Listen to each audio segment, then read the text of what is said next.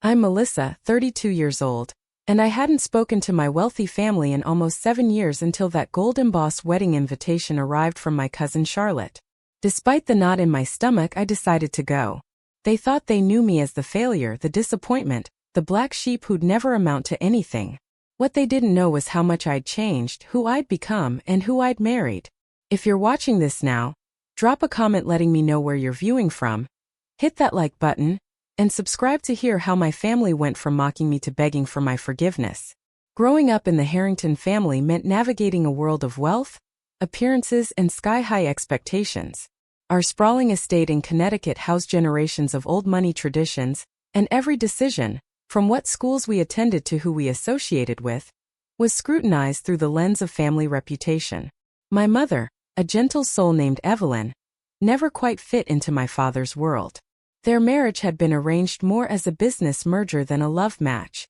She came from new money, which was apparently a cardinal sin in my father's social circle. I inherited her artistic temperament and her green eyes, both of which marked me as different from my cousins with their business acumen and characteristic Harrington blue eyes. When I was 12, my parents divorced.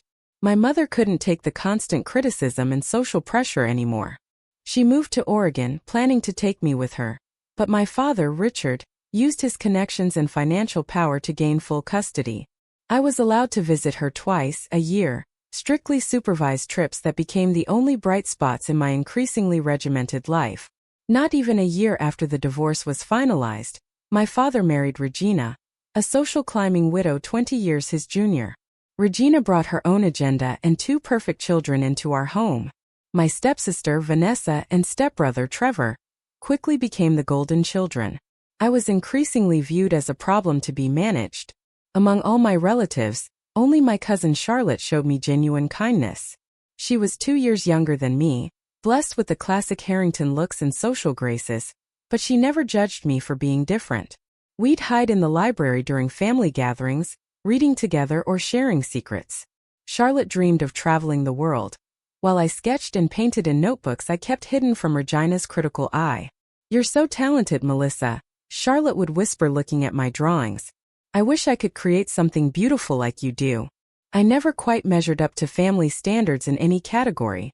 My grades were good but not exceptional. I was pretty but not striking. I was polite but not charming. And most damningly, I showed absolutely no interest in business, finance, or law. The only career paths considered acceptable for a Harrington. When my father died unexpectedly of a heart attack when I was 19, Uncle William stepped in as the family patriarch. He had always been the most traditional of the siblings, running the family investment firm with an iron fist. Uncle William had 2 sons, Brad and Connor, and had always made it clear he thought daughters were useful primarily for advantageous marriages. With my father gone, Regina wasted no time in pushing me further to the family's periphery. My college funds were suddenly complicated by the estate, and Uncle William suggested I attend the local state university instead of the Ivy League schools where Harringtons traditionally studied. Art history. Uncle William had scoffed during a family dinner when I announced my major. "What exactly do you plan to do with that useless degree, Melissa? Work in a gift shop?" Regina had smiled thinly. We all knew Richard spoiled her. No practical sense whatsoever. By my senior year of college, family events had become increasingly uncomfortable. Every gathering included pointed comments about my phase and questions about when I would get serious about my future. The final break came when I refused an internship Uncle William had arranged at the family firm. "You're throwing away your birthright," he'd thundered across the dining table at Thanksgiving. "Your father would be ashamed of you." That night, I packed my belongings and moved across the country to San Francisco. I had saved enough from summer jobs to rent a tiny studio apartment, and I found work at a local gallery while building my portfolio at night. The family made a few half-hearted attempts to bring me back into the fold, but when it became clear I wouldn't comply with their life plan, communication dwindled to Christmas cards and the occasional stiff email. Charlotte was the only one who kept in touch regularly, though even her messages grew less frequent as she became more involved in the family business and the social scene Uncle William deemed appropriate. She'd send birthday cards with little notes. "Miss you. Hope you're painting something beautiful."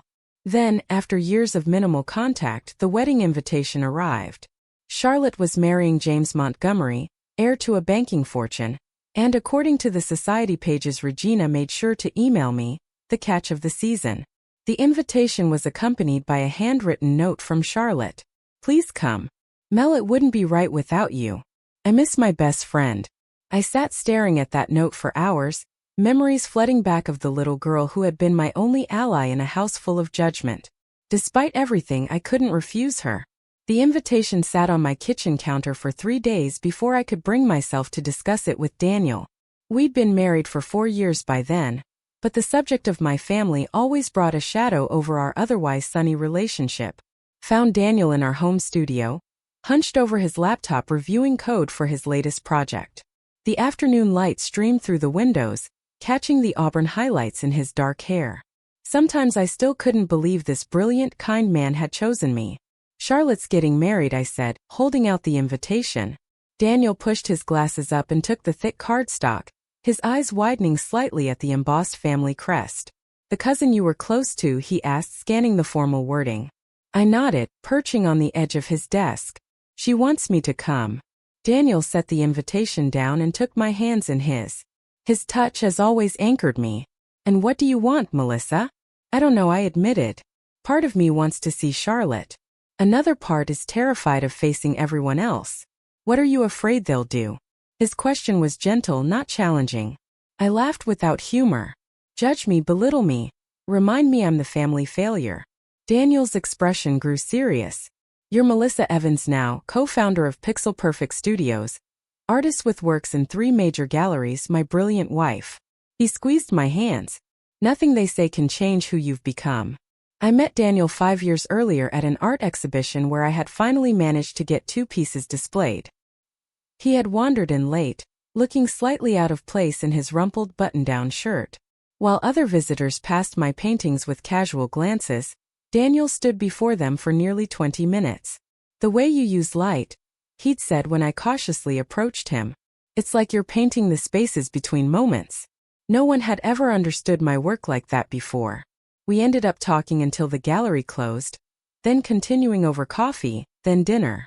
I learned he was a software engineer who had recently sold his first startup and was working on a new project combining technology with art installations. Daniel came from a working-class family in Michigan. His parents had sacrificed everything to send him to college, and he'd worked his way through MIT on scholarships and part-time jobs. He understood ambition and hard work, but without the cutthroat quality my family possessed. Our relationship developed quickly. In Daniel, I found not just a partner but a safe harbor. He celebrated my creative vision rather than dismissing it. When we married in a small ceremony by the Pacific, I didn't invite my family. Only Charlotte sent a gift, a set of professional-grade brushes with a note for new masterpieces. Together, Daniel and I built a life that balanced creativity and practicality. His tech venture flourished into Pixel Perfect Studios, an innovative company that created digital platforms for artists. I became the artistic director, bringing my perspective to the technology he developed. We lived well but simply in a converted warehouse with plenty of studio space, choosing to reinvest most of our profits into the business and philanthropic projects. My family knew nothing of this life. As far as they were concerned, I had disappeared to become a starving artist. I think you should go, Daniel said, breaking into my thoughts. For Charlotte and maybe for yourself too, closure can be healing. I twisted my wedding ring nervously. Will you come with me? Daniel hesitated and I understood why. He'd heard enough stories to form a clear picture of my family. What if I join you for the reception, he suggested. You can have time with Charlotte at the ceremony, and I'll be there for the part where your family is likely to be at their most social. It was a perfect compromise. They won't know what hit them, I said with a small smile. The next 2 weeks were a flurry of preparation. I found a midnight blue dress that was elegant without being showy, and comfortable low heels I could wear. For hours, Daniel insisted on buying me a new piece of jewelry for the occasion. Something that reminds you who you are now, he said, leading me to a small artisan jewelry shop. The necklace we chose was stunning in its simplicity, a teardrop-shaped blue-green stone that shifted colors in different lights, set in hammered silver. It's a rare type of alexandrite, the jeweler explained. Quite valuable, but its real worth is in its uniqueness. No two stones have exactly the same color pattern. Like me, I thought, as Daniel fastened it around my neck. A stone that changed depending on how you looked at it. The night before we were due to fly east, panic hit me.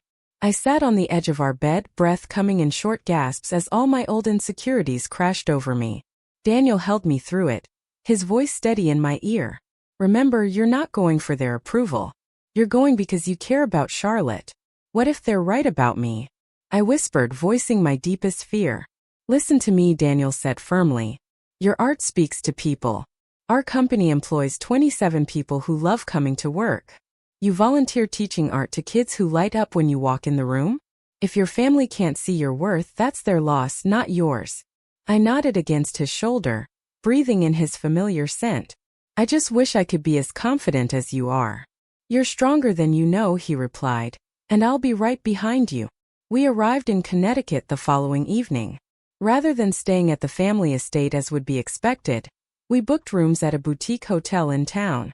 I needed neutral territory, a place to retreat to. That night, I stood at the hotel window looking out at the familiar skyline of my hometown, the Alexandrite necklace cool against my skin, and tried to prepare myself for what tomorrow would bring. The wedding venue was exactly what I would expect from a Harrington-Montgomery union, a historic estate with manicured gardens that had been featured in architectural magazines. White roses and silver ribbons adorned every available surface, creating an atmosphere that was equal parts fairy tale and aristocratic display. The wedding planner had apparently been instructed to create a royal-adjacent theme with footmen in livery, and a red carpet leading to the ceremony space. I approached the check-in table with an odd mixture of dread and determination. The coordinator, a thin woman with a permanent smile fixed to her face, glanced up at me. Name? She asked without real interest. Melissa Evans, I replied, then clarified. Charlotte's cousin. I might be under Harrington. The woman's eyes widened slightly, her gaze flicking over my simple hairstyle and lack of designer labels. Oh, Miss Harrington, yes, we have you here. Her tone shifted to something artificially sweet. You're seated in Section D for the ceremony. I didn't need a seating chart to know that Section D was probably the wedding equivalent of Siberia. Is Charlotte available? I asked. I'd like to see her before the ceremony. The bride is extremely busy with photos right now, the coordinator replied, already looking past me to the next guest. Family formal photos were earlier this morning. Of course they were. No one had thought to include me in the family photos. Made my way through the growing crowd, recognizing distant relatives and family friends who barely acknowledged me with nods or puzzled looks. Is that Richard's daughter? I heard someone stage whisper. I thought she was in rehab or something. Taking a deep breath, I continued toward the garden where guests were enjoying pre-ceremony cocktails. That's when I spotted Regina, my stepmother, holding court among a group of elegantly dressed women. At 55, she remained striking, with expertly colored blonde hair, and the kind of toned physique that comes from personal trainers and strict diets. Her eyes met mine and a flash of something. Annoyance? Concern? Crossed her face before she excused herself and glided toward me. Melissa, she said, air kissing near my cheek. What a surprise.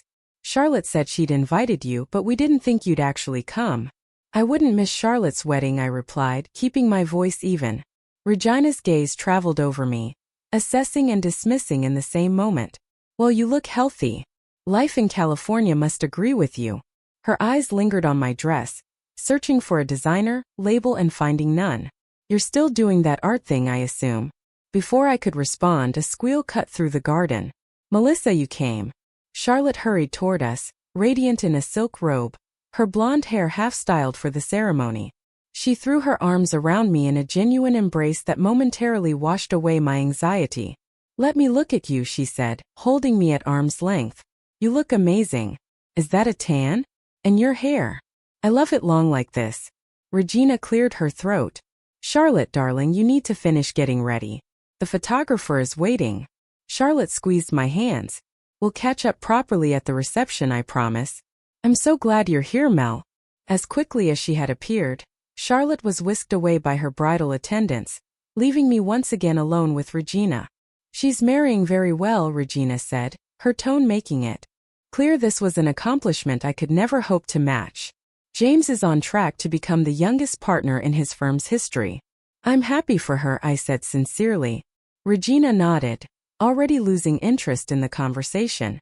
Your table assignment is with the Petersons and some of James' distant cousins. I'm sure you'll find something to talk about. With that, she drifted back to her social circle, leaving me standing alone. The ceremony was scheduled to start in 30 minutes. I found a quiet corner and texted Daniel. Surviving so far. Regina as charming as ever. Can't wait for you to get here. His response came quickly. Finishing up some work. We'll be there for the reception as planned. Remember who you are. As guests began to move toward the ceremony area, I encountered more family members. Cousin Brad, Uncle William's eldest son, now sporting an expensive watch and the beginning of a paunch, gave me a dismissive once-over. Cousin Melissa, he drawled. Still playing with paints? Or have you finally found a real job? My art is my real job, I replied calmly, though my heart was racing. He snorted. Right, and I'm sure it pays all the bills. I moved on before I could say something I'd regret. Finding my assigned seat in Section D at the very back of the guest arrangement, I settled in for the ceremony. 2 elderly women next to me were already gossiping. That's the estranged cousin, one whispered to the other. The one who ran off to California to be a bohemian or something. Such a shame, her friend replied. With those Harrington connections, she could have had any career she wanted. Some people just don't appreciate their advantages. I fixed my eyes straight ahead, focusing on the floral arch where Charlotte would soon make her vows. My phone buzzed with another text from Daniel. Think of it as an anthropological study. You're observing a strange tribal ritual. That made me smile. Trust Daniel to find a way to lift my spirits even from across the country. The music swelled, signaling the start of the ceremony. The wedding party processed in, followed by James, who looked nervous but happy. When Charlotte appeared on her uncle's arm, a collective sigh went through the crowd. She was stunning in a classic gown with a cathedral-length veil, looking every inch the society bride. Our eyes met briefly as she passed, and she gave me a small secret smile that reminded me of our childhood conspiracies. In that moment I knew that despite everything, coming here had been the right decision. Whatever happened with the rest of the family, I needed to be here for Charlotte. After the ceremony, I managed to congratulate James briefly. He seemed pleasant if somewhat reserved, shaking my hand with polite interest. Charlotte speaks of you often, he said. I'm glad you could make it. Before we could talk further, he was pulled away by a group of groomsmen, leaving me once again to navigate the crowd alone.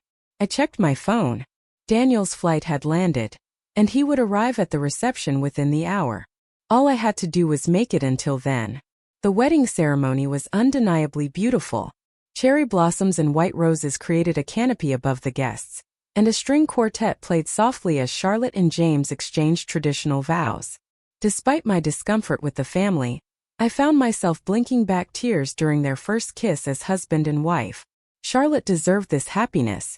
As the newlyweds recessed down the aisle, guests threw white rose petals that drifted through the air like snow. I joined the crowd moving toward the cocktail hour area, where champagne flowed freely and servers circulated with trays of elaborate hors d'oeuvres. I was examining a delicate pastry when a heavy hand clapped my shoulder. I turned to find Uncle William imposing in his bespoke tuxedo, his blue eyes sharp as ever beneath silver brows. So the prodigal niece returns, he said, his voice carrying just enough to attract attention from nearby guests. 7 years without so much as a Christmas visit, and suddenly you appear for the champagne and cake. I straightened my spine. Charlotte asked me to come. Ah yes, Charlotte has always had a soft spot for strays. He sipped his whiskey, eyeing my necklace. Interesting piece. Glass? A gift, I replied, resisting the urge to cover it with my hand. Uncle William sniffed. Well, at least you cleaned up reasonably well for the occasion, though I notice you came alone. No bohemian boyfriend to accompany you? I twisted my wedding ring. A simple band Daniel and I had chosen together. My husband had a business commitment. He'll be joining us for the reception. Husband? Uncle William's eyebrows rose. I wasn't aware you'd married. What does this mystery man do? Street performance? Tattoo artistry? Before I could respond, one of his business associates called him away, leaving me seething. I took a glass of champagne from a passing server and found a quiet spot near a rose trellis to compose myself. The cocktail hour stretched on interminably. Every conversation seemed designed to remind me of my place as the family disappointment. Aunt Patricia inquired if I'd given up that art. Nonsense yet. Cousin Connor asked if California was as full of homeless people as they say on the news. Even old family friends seemed to have been briefed on my status as the black sheep. I was almost relieved when it was time to move to the reception. The SAI ballroom had been transformed into a winter wonderland with crystal chandeliers, ice sculptures, and tables adorned with silver candelabras. I found my assigned table at the very back of the room, as far from the head table as physically possible, while still being inside. My table mates were exactly as Regina had described, the elderly Petersons, who were hard of hearing and mostly interested in the food, and 3 distant cousins of James who had no idea who I was or why I was seated with them. I checked my phone again. Daniel was on his way from the airport and would arrive within 30 minutes. Just hold on, I told myself. Everything will be better when he gets here. The bridal party made their entrance to enthusiastic applause, with Charlotte and James taking their first dance to a classic love song. I watched from my distant table, genuinely happy for my cousin, despite everything else. As dinner was served, I became aware of Cousin Brad's increasingly loud voice from a table nearby. He was clearly several drinks in. His face flushed as he entertained his friends with stories. Remember when Melissa tried to display her artwork at grandmother's 95th birthday? He guffawed. Those scribbles looked like something a kindergartner would make. His audience laughed appreciatively, several of them glancing my way to see if I'd heard. I kept my eyes on my plate, pushing food around without eating. And now she's supposedly an artist in California, Brad continued, probably selling pencil sketches to tourists on the boardwalk. God, look at her. Can't even afford a decent dress for her own cousin's wedding. My cheeks burned, but I maintained my composure. The Petersons, thankfully, couldn't hear Brad's commentary, and James' cousins were engrossed in their own conversation. I excused myself to visit the restroom, needing a moment alone. In the elegant powder room, I splashed cold water on my wrists and texted Daniel.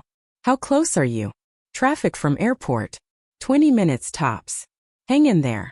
When I returned to the ballroom, I found my path blocked by Regina and my stepsister, Vanessa, both holding champagne flutes and wearing identical expressions of false concern. Melissa, darling, Regina said, her voice carrying. You look flushed. Is the evening too much for you? I know you're not used to these sorts of events anymore. Vanessa, sleek and designer silk, added. We were just saying how brave it was of you to come alone. It must be so difficult attending family functions when you've chosen such an unconventional path. I'm not alone, I said quietly. My husband will be here soon. Regina's perfectly shaped eyebrows rose. Husband? How interesting. Charlotte didn't mention you'd married. She didn't know, I admitted. We've been married 4 years now. 4 years. Vanessa's tone was incredulous. And you never thought? To tell the family? Unless, of course, it was some sort of impulsive Vegas ceremony you were embarrassed about. It wasn't Vegas, I said, trying to keep my voice level. It was a small ceremony by the ocean. Regina patted my arm condescendingly. Well, we're all very curious to meet this mysterious husband of yours. What did you say he does again? I didn't, I replied, finally stepping around them to return to my table. As the evening progressed, the toasts began. James's father gave a heartfelt speech about welcoming Charlotte to their family. Uncle William spoke at length about the joining of 2 distinguished families and the bright future ahead for the young couple. Various friends and relatives added their congratulations. Not once was I acknowledged as Charlotte's closest childhood friend or her only cousin on her father's side. It was as if the family narrative had been carefully edited to remove any mention of my existence. When the dancing began, I remained at my table, watching Charlotte twirl between various partners, occasionally catching her eye across the room. She seemed to be trying to make her way toward me several times, only to be intercepted by another well-wisher or family obligation. I checked my phone again. Daniel had sent a message. Just arrived. Parking now. Where are you? Relief washed over me. Back left table near the service entrance, I texted back. Can't miss it, it's the only table with no flowers. As I waited, Cousin Brad, now visibly drunk, stumbled to my table and dropped heavily into an empty chair beside me. Cousin Melissa, he slurred. Sitting all alone at the reject table. Some things never change, do they? I said nothing, hoping he would lose interest and move on. You know what your problem always was, he continued, leaning too close. You thought you were better than us, with your paintings and your poetry and your artistic soul. He made air quotes around the last words. But look at you now. 30-something. And what have you accomplished? Nothing. You don't know anything about my life, Brad, I said quietly. I know you're still the same stuck-up, pretentious little girl who thought she was too good for the family business. His voice grew louder, attracting attention from nearby tables. You broke your father's heart, you know that? Running off to play artist instead of taking your rightful place in the company.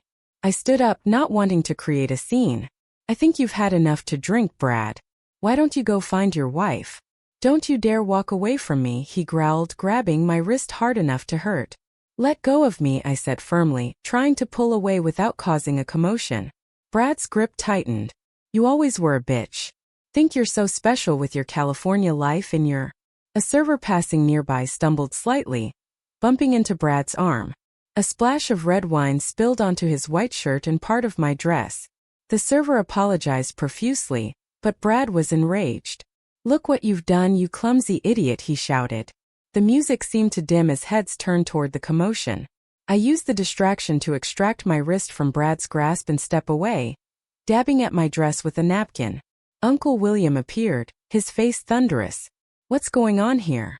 Nothing, I said quickly. Just an accident with some wine, Brad pointed at me accusingly. She pushed the waiter into me, did it on purpose. I did no such thing, I protested. But Uncle William wasn't listening.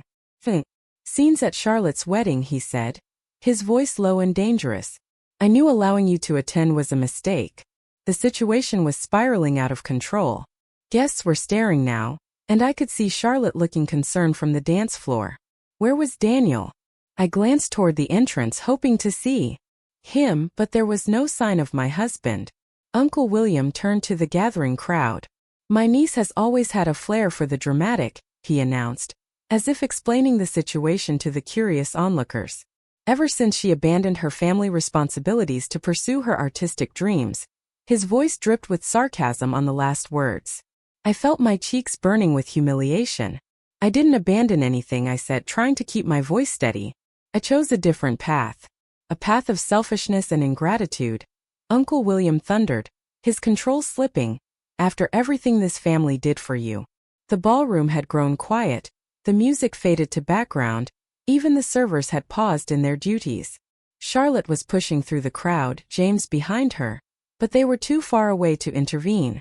Uncle William, perhaps emboldened by the audience and several glasses of scotch, continued his tirade. You had every advantage, every opportunity, and you threw it all away for what? Finger paintings and a life of mediocrity? I stood my ground, though inside I was trembling. My art is not mediocre, and my life has value you can't measure in stock portfolios. That's when Uncle William lost what remained of his composure. His face purpled with rage as he gestured wildly toward me. She's a waste of space, he roared, his voice echoing through the ballroom. In his fury, he reached out and grabbed my necklace, yanking it hard. The chain snapped, and the beautiful Alexandrite pendant fell to the floor between us. Gasps rippled through the crowd. Charlotte froze halfway across the dance floor, her hand covering her mouth in shock. A fake just like everything else about you, Uncle William spat, looking down at the fallen necklace. Regina materialized at his side, placing a restraining hand on his arm while shooting me a look of contempt. William, please, she's not worth making a scene over. Then, loud enough for everyone nearby to hear, she added, she's lucky we even let her in. The silence that followed was deafening. I could feel hundreds of eyes on me waiting for my response. The old Melissa would have crumbled, would have run from the room in tears. But I wasn't that person anymore. I bent down slowly and picked up my necklace, clutching it in my palm. Then I straightened and looked from Uncle William to Regina to Brad, and finally across the sea of judgmental faces. You'll be begging soon, I said quietly, my voice somehow carrying in the hushed room. Brad snorted. Begging? You? A chorus of uncomfortable laughter rippled through the crowd. That's when the ballroom doors opened. The evening had been building to this moment of perfect humiliation. What had started as subtle digs and passive-aggressive comments had escalated into a full-blown public spectacle. Standing there with my broken necklace clutched in my palm, I felt a strange calm descend over me. Years of therapy had prepared me for this confrontation, though I never imagined it would happen quite so dramatically. The reception had begun like any other formal event, with elaborately plated dishes, served by white-gloved waiters and champagne flutes constantly refilled. From my isolated table, I watched the traditional rituals unfold. The first dance, the father-daughter dance with Uncle William standing in, the cutting of the 7-tier cake. When the time came for toasts, Uncle William took center stage, champagne flute raised as he addressed the gathering of society's elite. Today, he began, we celebrate not just the union of two people, but the continuation of a legacy. The Harringtons and Montgomerys represent the finest traditions of American enterprise and social responsibility.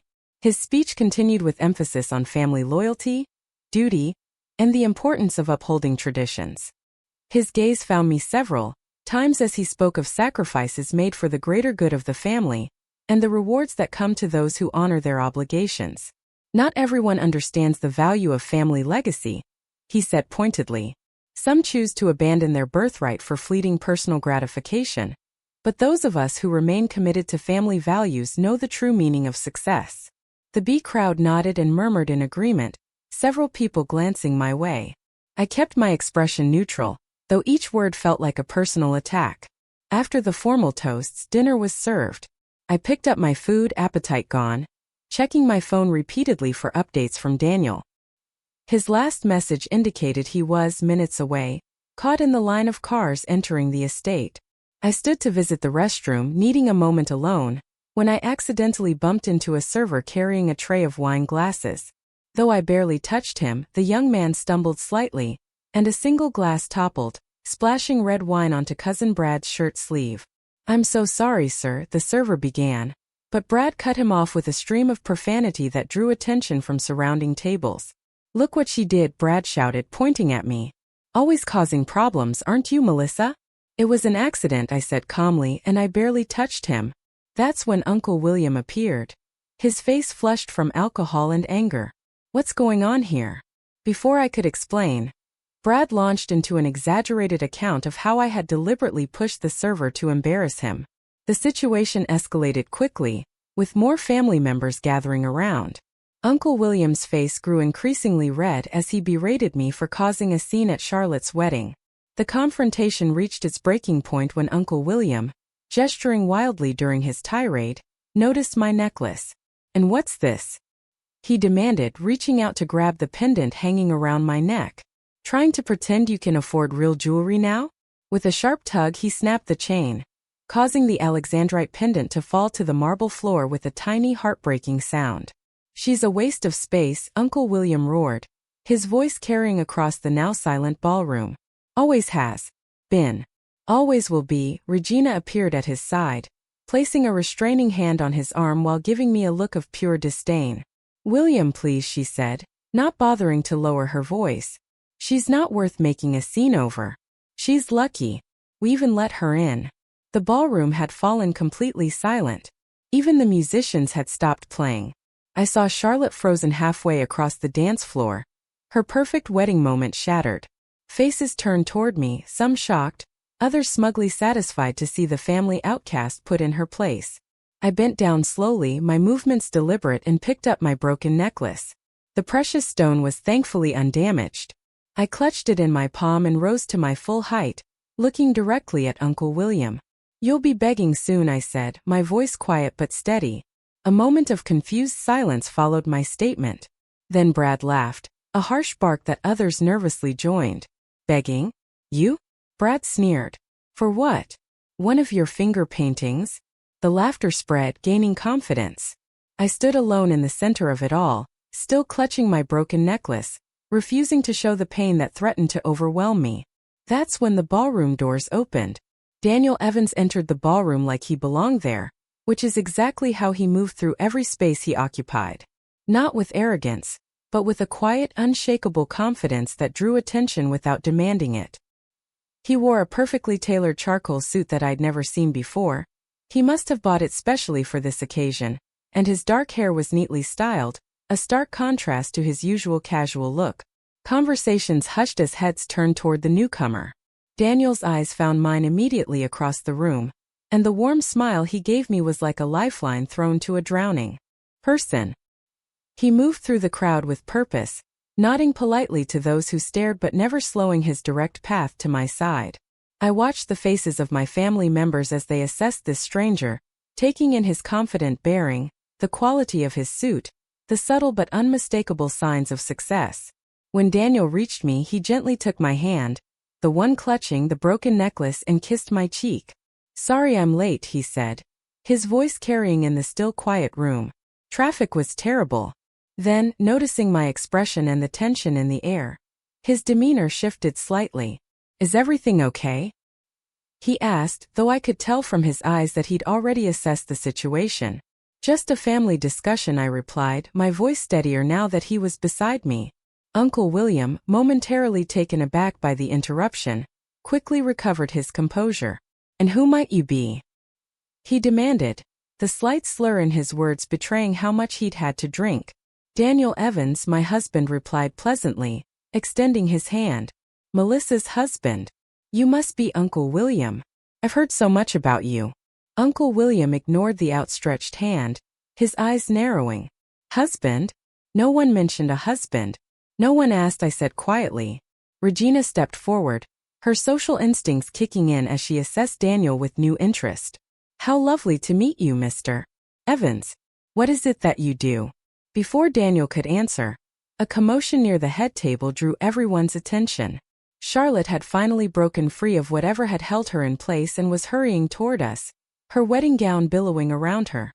"Melissa," she called, her face distressed. "I'm so sorry. I didn't see what happened until it was too late." She reached us slightly breathless and then noticed Daniel.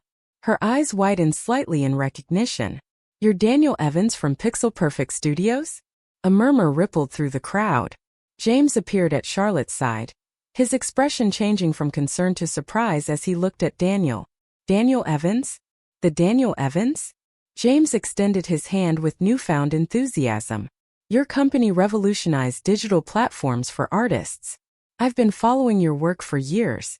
Daniel shook James's hand, his manner warm but modest. "That's kind of you to say. It's a team effort though. Melissa is actually our creative director, and the real visionary behind our success." The murmur in the crowd grew louder. I could see confusion and disbelief on the faces of my relatives. Uncle William looked like he'd been slapped. "Creative director?" he repeated. "What nonsense is this?" Daniel's expression cooled slightly as he took in the broken necklace still clutched in my hand.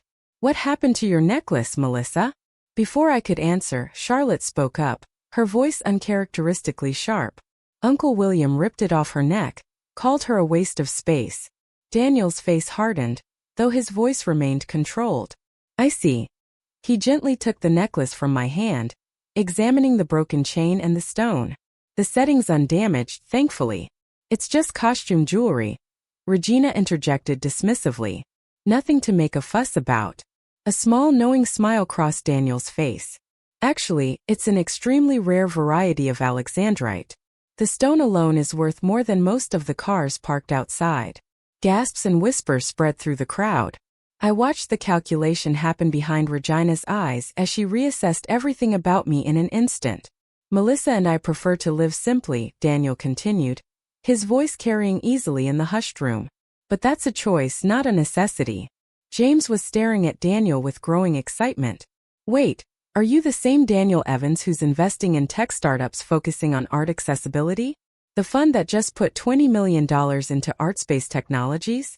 Daniel nodded modestly. "We believe in democratizing art while supporting artists fairly. It's a passion project for both of us." "ArtSpace is one of our key acquisitions," James said, turning to Charlotte with wide eyes. "His fund is the reason our Q3 numbers look so good." The pieces were falling into place in everyone's minds.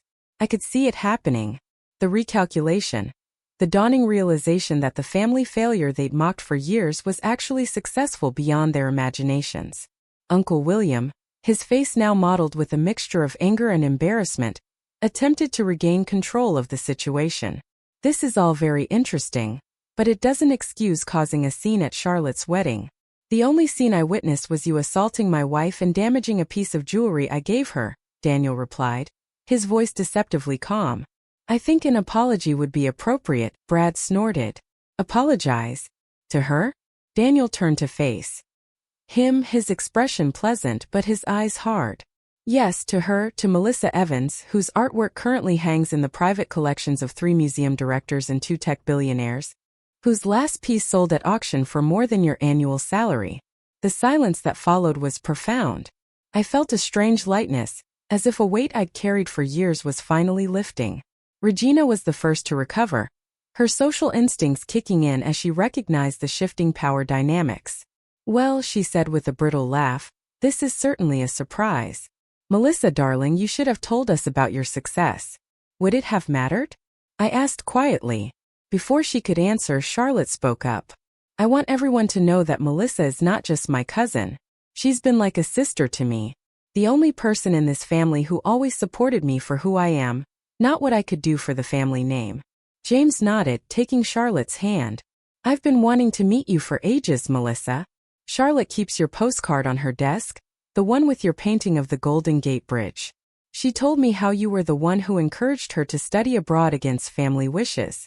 Uncle William looked like he might explode, but several prominent guests were now watching with interest, and he clearly didn't want to make his position worse. I think, Daniel said smoothly, we should return to celebrating Charlotte and James's special day. But first he reached into his pocket and pulled out his phone. Let me call my driver to bring the jewelry box from the hotel. I think Melissa should have the matching earrings for the reception, don't you? The implications of a private driver and additional expensive jewelry weren't lost on anyone. Regina's eyes widened, and she suddenly became exceedingly solicitous. Melissa, why don't you and Daniel join us at the family table? There's plenty of room. Thank you, I replied, finding my voice at last. But I think we're fine where we are. Charlotte surprised everyone by saying, actually, I'd like Melissa and Daniel at the head table. We have 2 empty seats since my roommates couldn't make it. Uncle William started to object, but Charlotte fixed him with a look I'd never seen her use before. It's my wedding day, Uncle William. I want my favorite cousin beside me. The next hour unfolded like a dream. Daniel's driver arrived with the earrings, stunning alexandrite drops that matched the necklace, which Daniel had quickly restrung on a spare chain he apparently carried for just such emergencies. You never know when you might need to fix something, he'd said with a wink. From our new position at the head table, I watched the family dynamics shift dramatically. Relatives who had ignored me earlier now found reasons to stop by and chat. Former family friends suddenly remembered fond stories of my childhood they were eager to share. Regina made 3 separate attempts to invite us to Sunday brunch. Uncle William maintained a stony silence, clearly struggling to process how completely he had miscalculated. Throughout it all, Daniel remained by my side, his hand occasionally squeezing mine under the table, a silent reminder that we were in this together. Charlotte was radiant with happiness, both for her marriage and for the unexpected reunion with me. When the dancing resumed, Daniel led me onto the floor for a slow song. As we swayed together, he murmured in my ear, "Proud of you, Mel. You stood your ground beautifully. Having you here made all the difference," I whispered back. "No," he said firmly. "You were standing tall before I arrived. I just provided the dramatic entrance." As the evening progressed, several family members approached, us with what seemed like genuine apologies. Cousin Connor complimented my career path. Even Brad, perhaps sensing which way the wind was blowing, muttered something that might have been an apology if you squinted at it sideways. Most surprising was my youngest cousin, Sophie, who was now 17 and had been a child when I left. She sought me out during the dessert service, her expression earnest. "I've been following your gallery showings online," she confessed. "I've started painting too. Mom says it's a waste of time, but seeing you succeed makes me think maybe it's not." I felt my throat tighten with unexpected emotion. "It's not a waste if it brings you joy," I told her. "Send me some photos of your work. I'd love to see it." The brightness in her eyes made the entire ordeal worthwhile somehow. As the reception wound down, Charlotte pulled me aside for a private moment. I'm so sorry about what happened, she said, clutching my hands. I had no idea they would behave so horribly. It's not your fault, I assured her. I should have stood up for you sooner, she insisted. I've been too afraid of rocking the boat all these years. I squeezed her hands. You're standing up now, that's what matters. She looked at me with tears in her eyes. Will you stay in touch? For real this time? I've missed you so much, Mel. I promise, I said, and meant it. Whatever happened with the rest of the family, Charlotte and I had found our way back to each other. As Daniel and I prepared to leave, Uncle William approached us, his expression unreadable. For a moment I thought he might actually apologize. Instead, he said stiffly, the family has some investment opportunities that might interest you, Daniel. Perhaps we could meet for lunch while you're in town. Daniel smiled pleasantly. I'm afraid our schedule is quite full, but Melissa handles our investment portfolio. You're welcome to email her your prospectus. With that perfect parting shot, he led me out into the starlit night, leaving Uncle William speechless behind us. Our flight back to San Francisco wasn't until Monday afternoon, giving us an unexpected day to process everything that happened at the wedding. Daniel suggested we have breakfast at a small cafe in town, rather than at the hotel where we might encounter family members. I think you've had enough Harrington drama for one weekend, he said as we settled into a quiet corner table. The events of the previous night felt almost dreamlike in the morning light. After years of avoiding my family, I had finally confronted the ghosts of my past, and somehow emerged stronger for it. Do you think we should have gone to brunch with Regina? I asked, stirring my coffee. She did ask 4 separate times, Daniel snorted. Only because she's probably already telling her friends about her successful stepdaughter and tech entrepreneur son-in-law. I give it 2 days before she's casually dropping our names at her country club. I laughed, but there was a hint of melancholy beneath it. It's strange. All these years I've been working so hard partly to prove them wrong, but when the moment finally came it felt hollow somehow. Daniel reached across the table to take my hand. That's because external validation never fills the holes that childhood wounds leave behind. You didn't need their approval 7 years ago, and you don't need it now. As we finished breakfast, my phone buzzed with a text from Charlotte, leaving for honeymoon in an hour. Can we talk first? Just the 4 of us? An hour later, we met Charlotte and James in the garden of their hotel. Charlotte rushed to hug me as soon as she saw us. I can't stop thinking about what happened, she said, her eyes still troubled. I feel terrible. You have nothing to feel terrible about, I assured her. It was your wedding day. You should be thinking about your honeymoon, not family drama. James shook Daniel's hand warmly. I want you both to know that what happened doesn't reflect our values. Not everyone in this family is like Uncle William. We know that, Daniel said graciously. Charlotte looked at me earnestly. I've let them dictate too much of my life, seeing you stand up to them last night. It was inspiring, Mel. What will you do? I asked. She exchanged a glance with James. We've been talking about moving to New York after the honeymoon. James's firm has an office there. It would give us some distance. Distance can be healing, I agreed. And Charlotte added with a small smile, New York is a lot closer to San Francisco than Connecticut is. We made plans to visit each other, these promises feeling solid in a way that previous ones never had. There was a new foundation of honesty between us that I hoped would last. As Charlotte and James left for their honeymoon, I felt a sense of closure. Not everything had been resolved, probably some relationships never would be, but I had stood my ground and reclaimed my narrative. The remainder of our time in Connecticut passed quietly. We visited an art museum, walked through my old neighborhood, and even drove past the family estate without stopping. I felt like a tourist in my own past, observing it with newfound perspective. Back home in San Francisco, life quickly returned to its comfortable rhythms. Our warehouse loft welcomed us back with its high ceilings and light-filled spaces. My easel stood waiting in the studio, a half-finished canvas capturing the Golden Gate Bridge at sunrise. 2 weeks after the wedding, an email arrived from Uncle William. I almost deleted it unread, but curiosity won out. Melissa, it began formally. Upon reflection, my behavior at Charlotte's wedding was inexcusable. The necklace incident was particularly regrettable. While we may never see eye to eye on certain matters as family, we should maintain basic civility. If you're amenable, I would appreciate the opportunity to make amends. It wasn't exactly a heartfelt apology, but from Uncle William, it was practically groveling. I showed it to Daniel, who raised his eyebrows. Make amends, he quoted. Is that code for try to get investment money? I laughed. Probably. But it's something, I guess. I replied with a brief, polite acknowledgement, neither accepting nor rejecting his olive branch.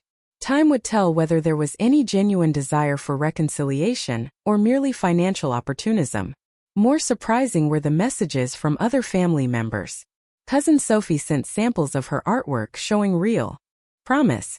My stepsister Vanessa reached out awkwardly, mentioning she'd be in San Francisco for a conference. Even Regina sent an expensive and utterly not my taste vase with a note about family togetherness. I responded to each in measure with their sincerity. Sophie received encouragement and book recommendations. Vanessa got an offer of coffee when she was in town. Regina's vase was donated to a charity auction. The most meaningful communication came from Charlotte, who began sending regular updates from her honeymoon and then her new life in New York. Our relationship, dormant for so long, blossomed anew, this time based on who we truly were rather than who the family expected us to be. 3 months after the wedding, I was preparing for a new gallery showing when Daniel found me in the studio. I've been thinking, he said, leaning against the doorframe, about what you said after the wedding, about proving your family wrong being part of your motivation. I set down my brush. What about it? I wonder if that's been holding you back in some ways. Your best work has always come from a place of authentic expression, not reaction against something. I considered his words, looking at the canvas before me. It was different from my previous work, bolder, more confident. Think you're right. Since the wedding, I felt freer somehow, like I finally put down a weight I didn't know I was carrying. That's what forgiveness does, Daniel said quietly. Not for them, for you. I don't know if I've forgiven them, I admitted.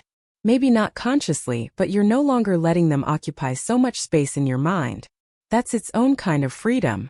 That night, I thought about the journey that had brought me here, the painful estrangement, the years of building a life authentic to my values, the confrontation that had finally broken the spell of my family's judgment. I realized that success hadn't been about proving them wrong. It had been about proving myself right, about trusting my instincts and following my passion despite every external pressure to conform. True wealth, I discovered, wasn't measured in trust funds or family connections. It was found in authentic relationships, creative fulfillment, and the courage to define success on my own terms. The broken necklace from the wedding now sat in a shadow box in our bedroom, repaired but preserved as a reminder. Not of humiliation but of standing my ground, of speaking truth to power, of the moment when I finally stopped seeking external validation and fully claimed my worth. My family had expected me to fail without their support and connections. Instead, I had thrived precisely because I charted my own course. The greatest victory wasn't in their recognition of my success, but in my recognition that I had never needed their approval to begin with. Have you ever had to stand up to family members who tried to define your worth by their standards? How did you find the courage to chart your own path despite their disapproval? Share your story in the comments below. And if this resonated with you, please like and subscribe for more real-life experiences. Remember that your worth isn't determined by others' opinions of you, but by your own courage to live authentically. Thank you for listening to my story, and may you find the strength to write your own.